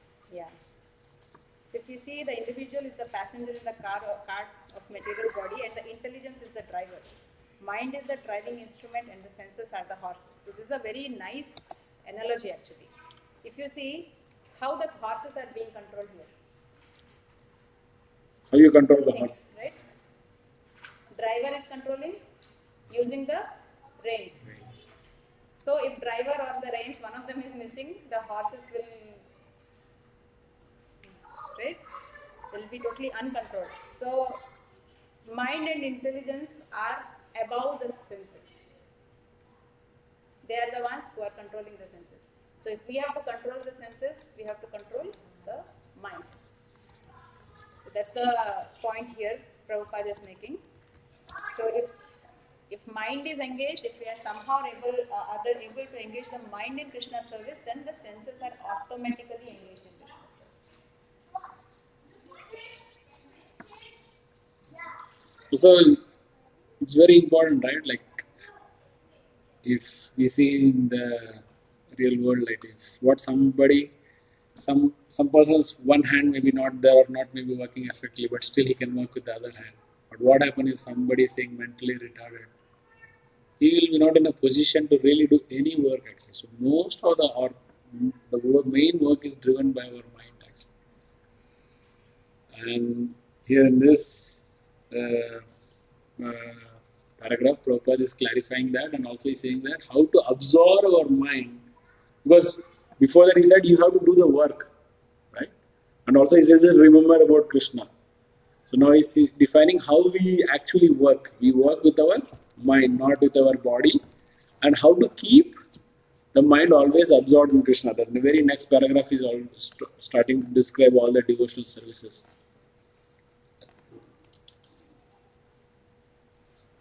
Okay, we'll read further. Modern man has struggled very hard to reach the moon, but he has not tried very hard to elevate himself spiritually. If one has 50 years of life ahead of him, he should engage that brief time in cultivating this practice of remembering the Supreme Personality of Godhead. This practice is the devotional process. Shravanam, Kirtanam, Vishnu Samaranam, Padasevanam, Archanam, Vandanam, Dasyam, Sakyam, Atmanivedanam. These 9 processes, of which the easiest is Shravana, hearing the Bhagavad Gita from the realized person, will turn one to the thought of the Supreme Being. This will lead to remembering the Supreme Lord and will enable one, upon leaving the body, to attain a spiritual body which is just fit for the association with the Supreme Lord. So this is the verse that is quoted. Okay, I'm not able to see.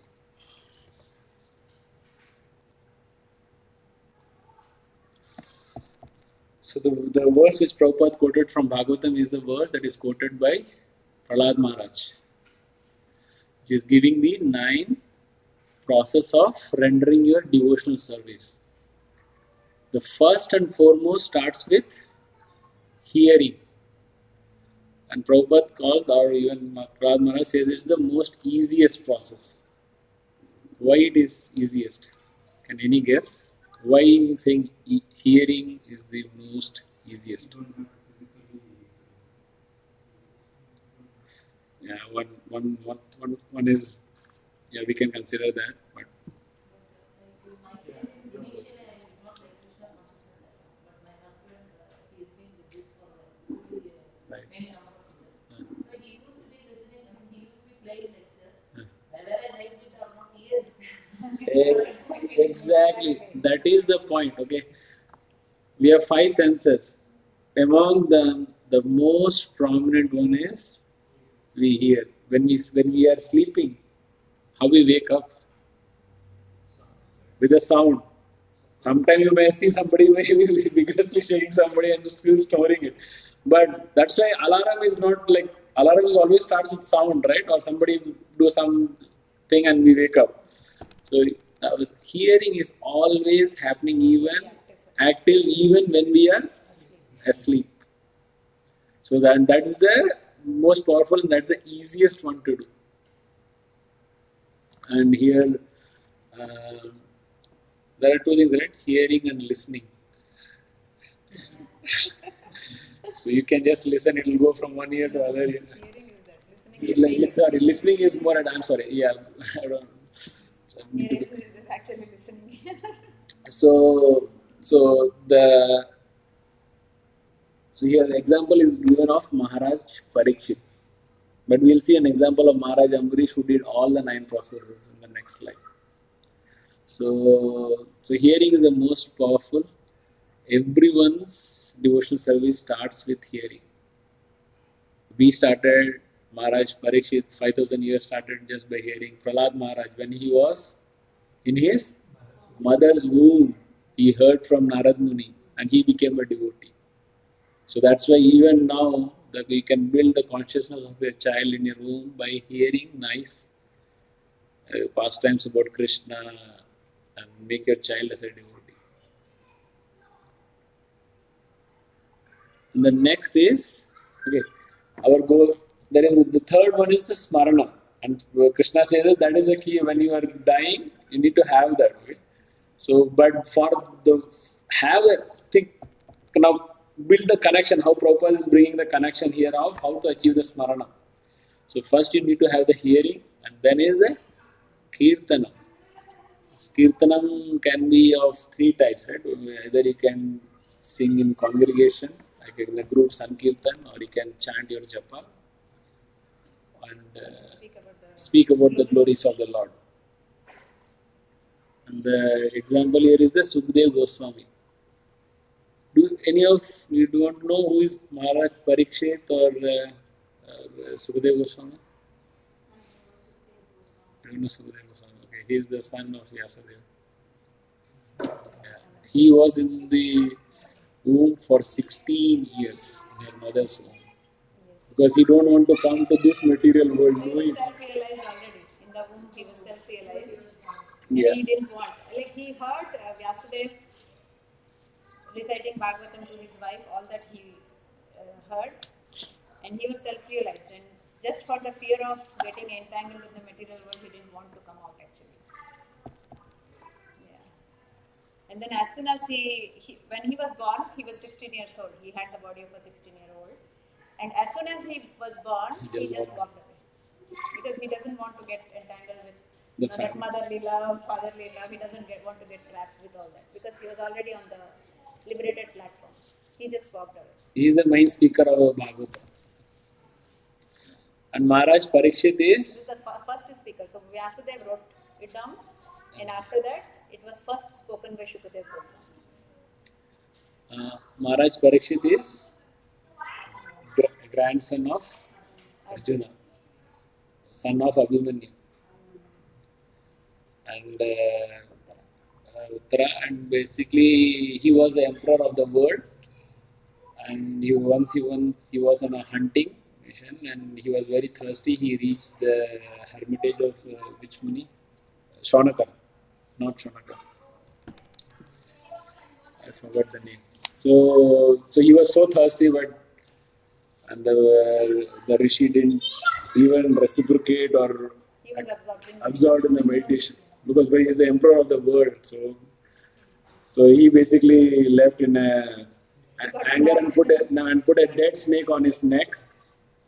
But his son cursed Maharaj Parikshit, not the father who was garlanded with the snake, that you will die in 7 days. And that's how the Bhagavatam narration starts with. Basically, Sukadeva. Actually, Parikshit Maharaj is a great devotee. Yeah. I mean, all these pastimes happen so that, Srimad Bhagavatam can come out. So he accepted the curse, and since he was a very elevated devotee, and he knows all these basics, right? He has to remember Krishna at the time of death. So he renounced everything. He gave up his palace. He gave up his duties as a king. He went to the bank of Ganga and he said, "Okay, he needs to know what is the duty of a man who is about to die." And there, Shukadeva Goswami. So the word spreads, and sages from all around the world, even from other lokas, they come there. And then Shukadeva Goswami also works there. And then, because he is the most elevated of all, Self-realized. He is self-realized. He is chosen to speak and to advise Maharaj Parikshit. And that's when he starts speaking the Bhagavatam. So Parikshit Maharaj asks, what is the duty of a man who is about to die? So all those things, and that's how it's recited. These examples are just one of the exemplary things, but doesn't mean that there are other devotees who are not there, only these devotees, but these are the exemplary ones which you are talking about. Hare Krishna. We are just waiting for you. So the next stage is the Vishnu Smaran. When you actually remember about Krishna, remember Krishna based on your hearing and Kirtana. And that is, so the example is Prahlad Maharaj. In spite of his father Hiranyakashipu torturing him in whatever condition, whether he put him in a jail or threw in the snakes or through the valley or whatever, he always remembered Lord Narayana or Krishna. So that's one of the examples that we can talk.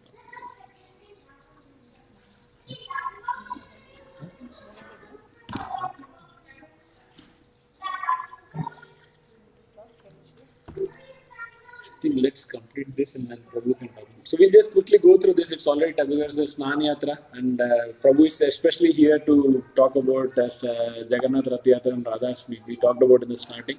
So let's quickly go over the list. Then Pada Sevanam, which is serving the lotus feet of the Lord. We always see Mother Lakshmi serving Vishnu or Narayana. Then Archana, which is the deity worship. And the example here is the Maharaj of Maharaj Prithu. Vandanam, which is prayers. The example here is when Akrura, when he came to receive Krishna here, to Vrindavan, his prayers. Dasyam, being in the mood of the servant or doing whatever the Lord needs. An example here we saw is the Hanuman. We also saw the example of Hanuman in the Dasya Ras. Sakyam, again, we also saw the example of Arjuna being as a Sakya. And Atma Nivedam, completely surrender, which is we saw the Bali Maharaj. He completely surrendered when Vamnadev came and asked for 3 feet. So in spite of knowing that he is none other than the Supreme, he has completely surrendered to his wish.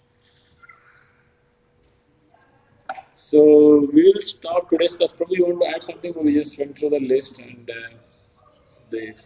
Now in the introduction, Prabhupada is now starting with the 9 steps of Shravan. This was just the first paragraph we read on this 9 steps. So as you have said, there's a 9 process, different process, but you can just focus on one of them and you are still at it, and that's why the names are there. They have just focused on one of them, and you will see the example of Amrish Maharaj. He has focused on all of them. So if you see ISKCON temple, Srila Prabhupada's movement, the whole movement is based on focusing on different areas. Like we see the temple, we are engaged in Sravanam, we are also engaged in Kirtanam, then Gandhari Krishna. All this Prabhupada is introduced in various different ways, and devotees as per their interest, they will be attached to doing one or other thing. So in the beginning process of Krishna consciousness, it's good to start with what you like. Then as you progress gradually, then you take everything. But in the beginning, like somebody who is good in painting, so they can start actually serving the Lord, like painting instead of normal mundane things. They may just paint Krishna's picture or carving. Today they will say about carving. Lord Jagannath. So there are devotees who are actually first carved Jagannath deities. Now so Yeah.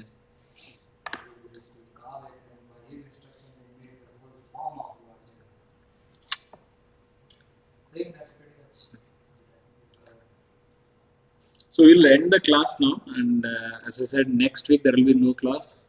We'll have Jagannath Rath Yatra. Also Tuesday is a very, very auspicious day, Radhastami. So probably we'll talk about both the festivals. Yeah, I'll pull it. Which one you want to? Any?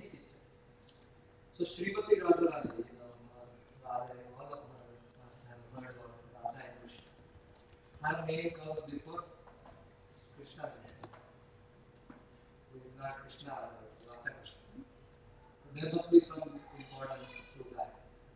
Why it is Radha Krishna.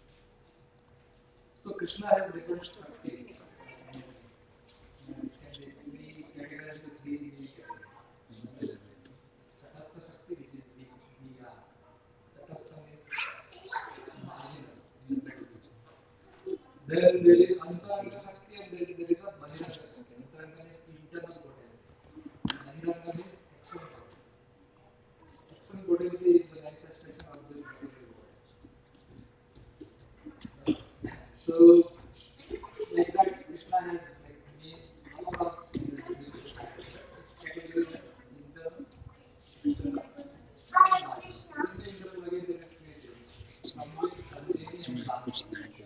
So Ladini is like H-L-A-D-I-N. Do you have that in the introduction also there is energies. Yeah, we have. So Srimati Radharani is the controller or originator of the Ladini potency of Krishna. Everything actually comes from Krishna, but then there is a controller of different Shaktis. Srimati Radharani is the controller of the Ladini potency. What is the use of that Ladini potency? That gives enjoyment to Krishna. Krishna enjoys whatever enjoyment he is doing, it is using the Ladini potency.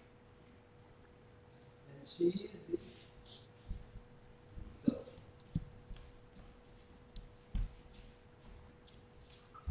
Samvit, Sandhini and Ladini. So have you heard the word Chit Ananda? So Sandhini is the sun, sister of the Lord. And then Samvit is the Chit and the Ladini is the Ananda.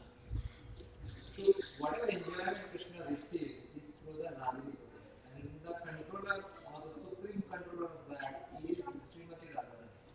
She controls that.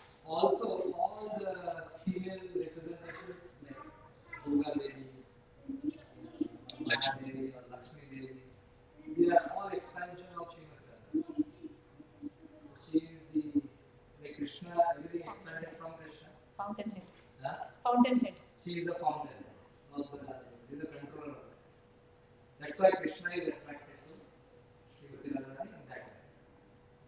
In tendency, we have tendency to enjoy. Similarly, Krishna has a tendency to enjoy. Our tendency to enjoy comes from Krishna. All enjoyment which we are getting is through the potency of Radharani. This is Srimati Radharani is the Radharani Shakti Murti. Ananda or bliss or pleasure potency. Krishna and Jiva gets transcendental bliss through this potency. And Bhakti and Prema is Radharani Swarupa. So basically when we say Bhakti, it's nothing but the process of Bhakti means process of giving enjoyment to Krishna. Like hands or stomach gives enjoyment to all other parts. Receive that and the food which you eat, receive in stomach and then energy is given. Similarly, all the happiness that Krishna receives is through this potency. Now, when Srimati Radharani appears, on that appearance there is a special thing happens. Normally you cannot see the feet of Srimati Radharani. On that particular day, you can see the feet of Srimati Radharani. So it is very important to visit the temple on that particular day. Towards the end of the day, after everything is done, 8:15. 8:50, you can take darshan of her lotus feet. If you have approached Krishna, we must approach Krishna through Srimati Radharani. That's why if you go to Vrindavan, you will see in every tree is written Sri Radha. There Krishna is not worshipped that way, only Radharani. Because she is being a feminine form, she has a very soft heart. And it's very easy to please her. Like Lord Shiva, there's a girl in a male form, but he's called as Asutosh. Similarly, Srimati Radharani has very, very soft heart. Even if you do little service, she is very happy. And then she recommends to Krishna, this devotee is nice. Please accept. Otherwise, Krishna is very tough. Like a man is very tough. Krishna is very tough. Srimati Radharani is generally pleased her. That's why devotee always like chant her name, Bhagavad Gita. That's a shortcut. Prabhupada is giving us. Because he was from Vrindavan. Prabhupada is giving us. Another thing is that in metro devotion it is given. If you have to go to, Goloka, which is in the poster which you see, which is a map for us. Top. So that lotus flower, which is the pink color lotus flower, that is Goloka Vrindavan. That is where the Madhuri Rasa is experienced at its most highest. If you are to enter the Goloka Vrindavan, then you have to follow some devotee who is in Goloka Vrindavan. That's the only way to enter. So when we worship or we serve Srimati Radharani, or we serve Lord Chaitanya. Lord Chaitanya is nothing, he is Krishna and Radha together. Form of Lord Chaitanya, we go to our temple, we see Nityananda Prabhu is first from the left side, and then Chaitanya Mahaprabhu. Chaitanya Mahaprabhu came 500 years back. The appearance of Chaitanya Mahaprabhu has mainly three reasons. So one of the reasons is Chaitanya Mahaprabhu, Krishna wanted to experience what Srimati Radharani is experiencing. Because when Krishna sees her, she is more blissful than himself. What experience, enjoyment he is experiencing.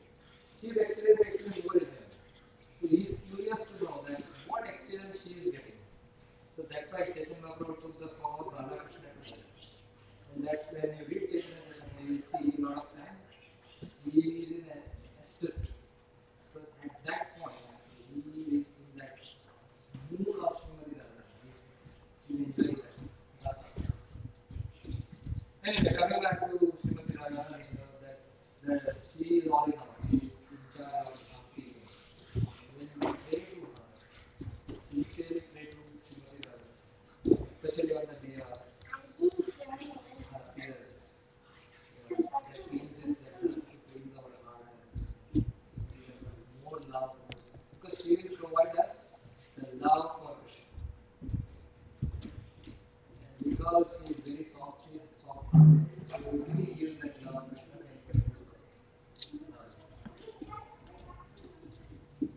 there are she has 26 qualities in this book that we can discuss as we proceed further in these discussions. You can see she has 26 qualities and they are very beautiful qualities. We can try to develop those qualities. I think that's pretty much it about Srimati Radharani. Anything you want to add? Rathayatra. Okay. You have Jagannath. Help.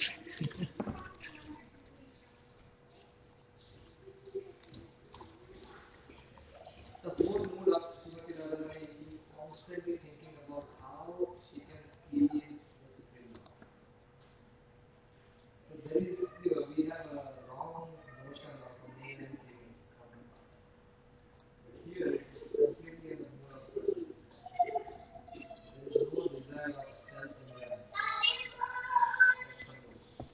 How the other person will be pleased. That's the mood. How in that case, we only thinking about what all the time. We are the best cook. Somebody who is a good cook, devotees will be saying, you got Radharani's person. Because she is a good cook. Very, very good.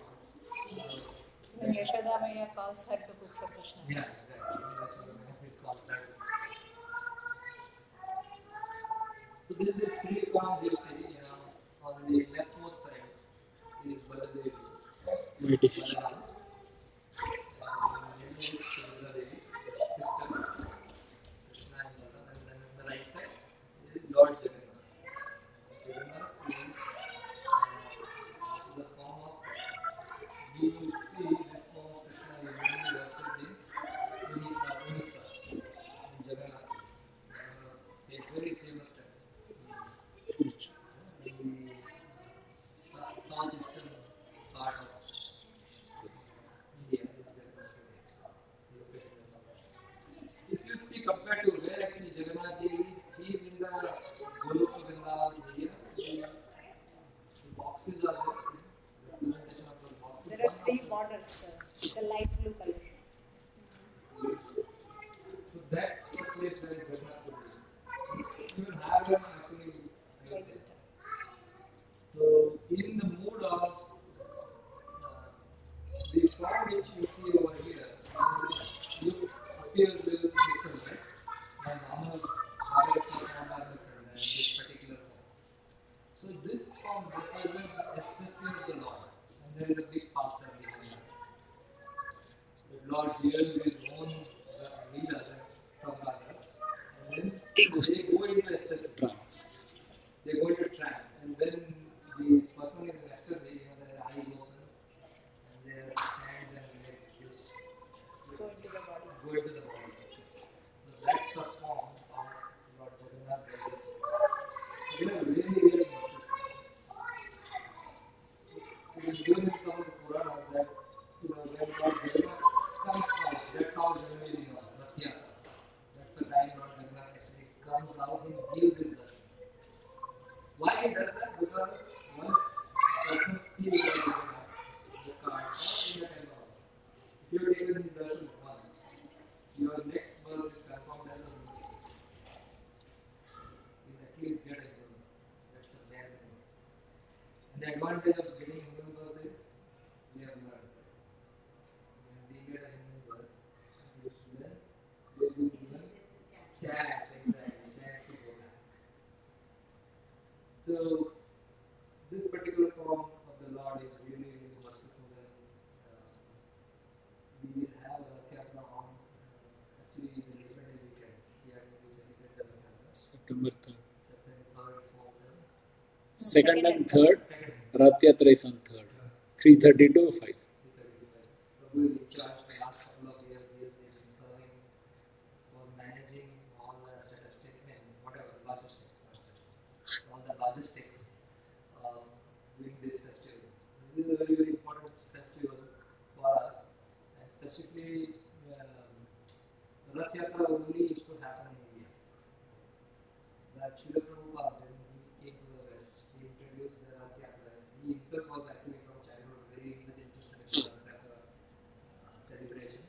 He made his, I asked his father to make, when he was small, he asked his father to make a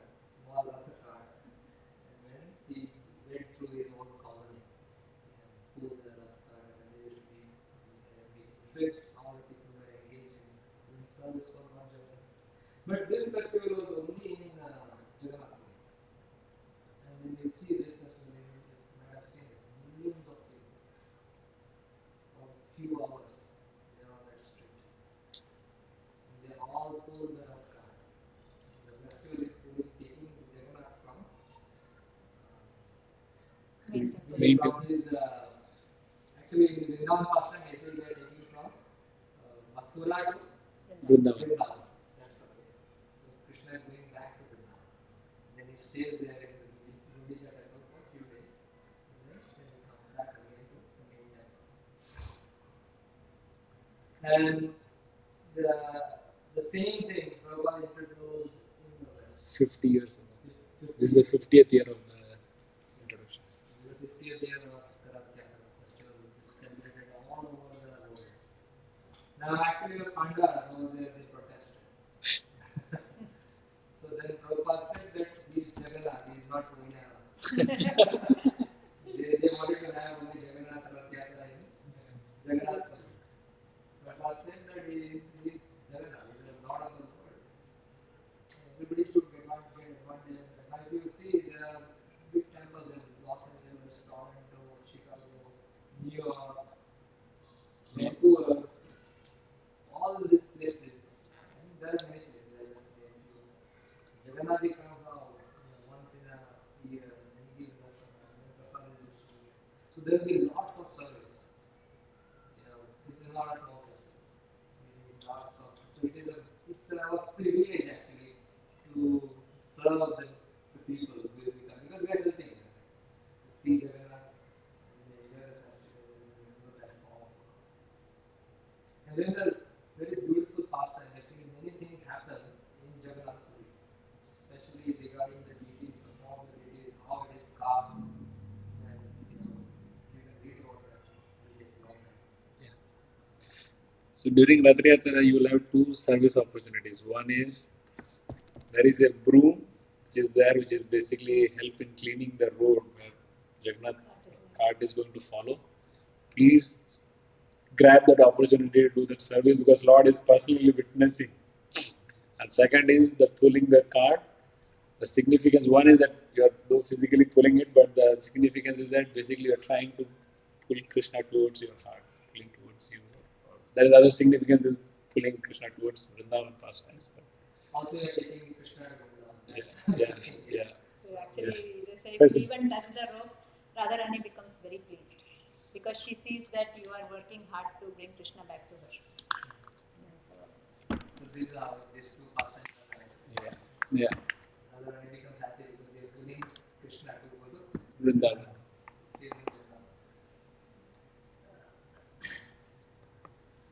One of the things is every 12 to 14 years they change the deities, put the original deities to rest.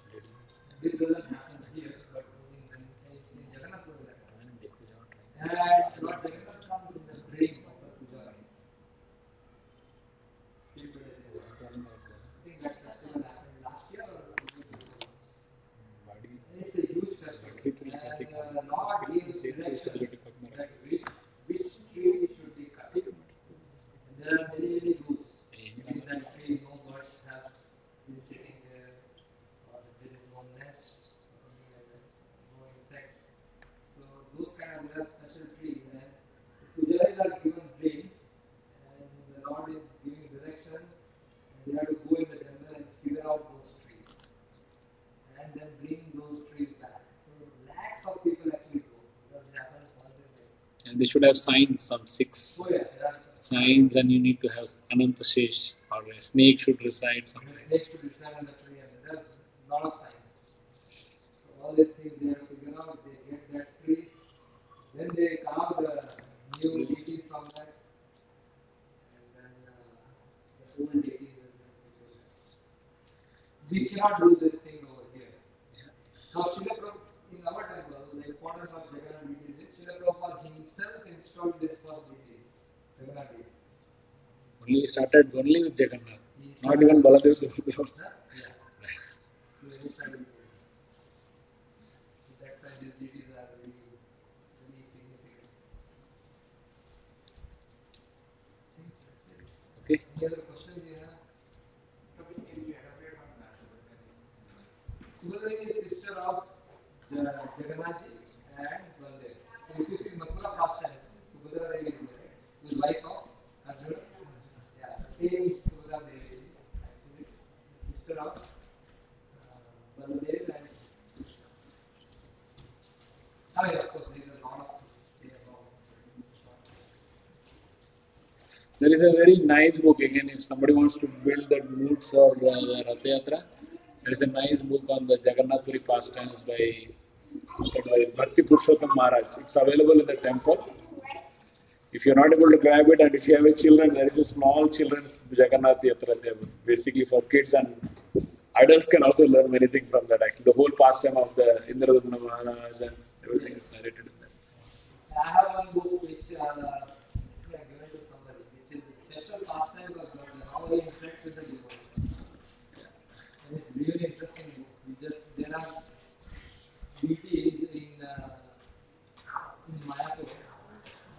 Mayapur there are different dweepas. The dweepa means 6 islands. So there are no dweepa. Mayapur area is called no dweepa.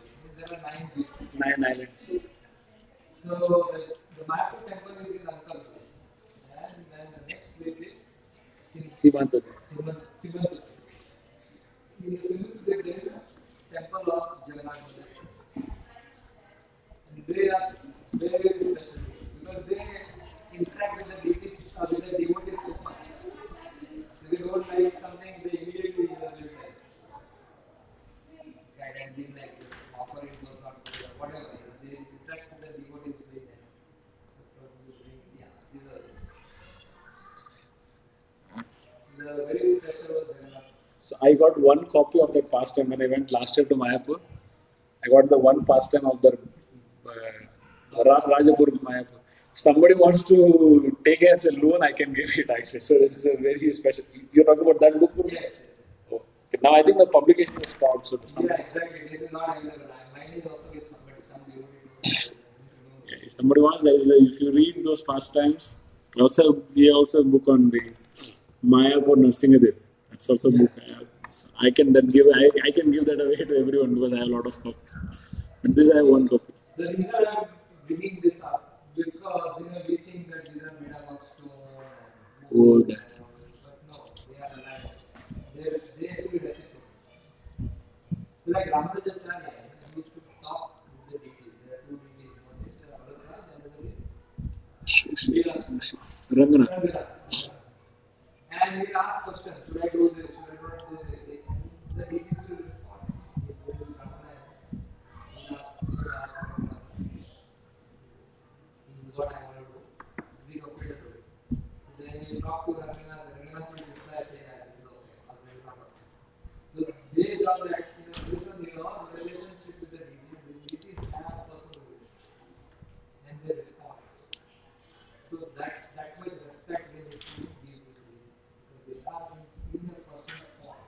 In fact, in the past time, in Sakshi Gopal days, they traveled from Vrindavan to Orissa to give witness. That's why it's called Sakshi Gopal. The Lord himself came to give witness. This pastime is given here. I think we'll stop here. Thank you, Prabhuji.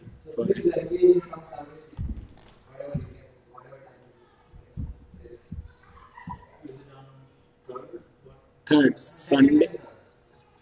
Yeah, but second and third, the 2-day festival. But the Rath Yatra, we are first time blocking all those main streets in Bellevue. So that's happening on Sunday, to 3:30 to 5. The first time we are going on the street, as well as first time we are going on the Ratha car. Yeah.